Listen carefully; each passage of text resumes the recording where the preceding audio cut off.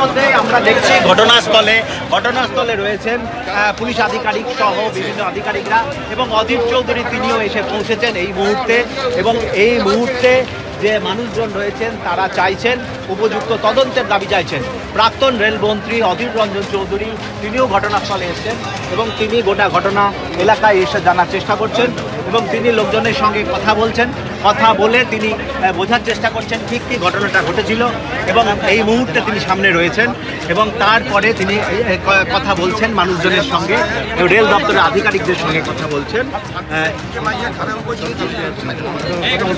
এই মুহূর্তে অধীর চৌধুরী রেলের যে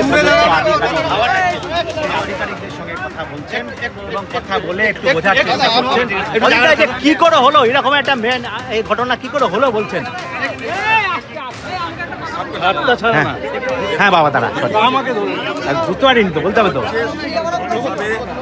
সম্পূর্ণভাবে এটা হচ্ছে এই রেলের যে কর্মচারী তার গাফিলতি। এখানকার যে গেটম্যান আপনি সরুন না, এখানকার যে গেটম্যান সে হচ্ছে মূল অপরাধী।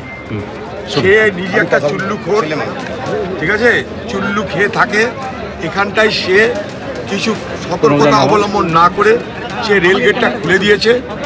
রেল গেট খুলে দেওয়া মানে এটা লেভেল ক্রসিং, এটা যদিও ম্যান লেভেল ক্রসিং কর্মচারী আছে, সে রেল গেটটা খুলে দিয়েছে, কর্তব্য পালন করেনি। আর ততক্ষণে বাচ্চাদের নিয়ে স্কুলের বাচ্চাদের নিয়ে যাচ্ছে গাড়ি, এই ভয়াবহ ঘটনা ঘটলো।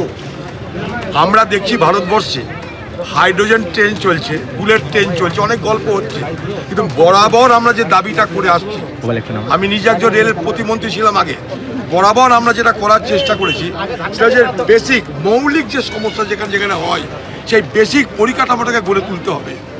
এই বেসিক পরিকাঠামো গড়ে তুলতে না পারার কারণে আজকে এই অবস্থা।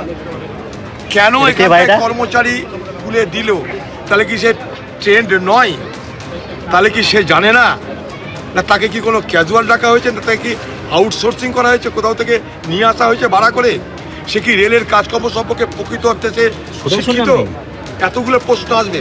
এটা মূলত রেলের সুরক্ষার প্রশ্ন। সেই সুরক্ষার দায়িত্বে যারা আছে তাদের গাফিলতির কারণে আজকে এটা হয়েছে।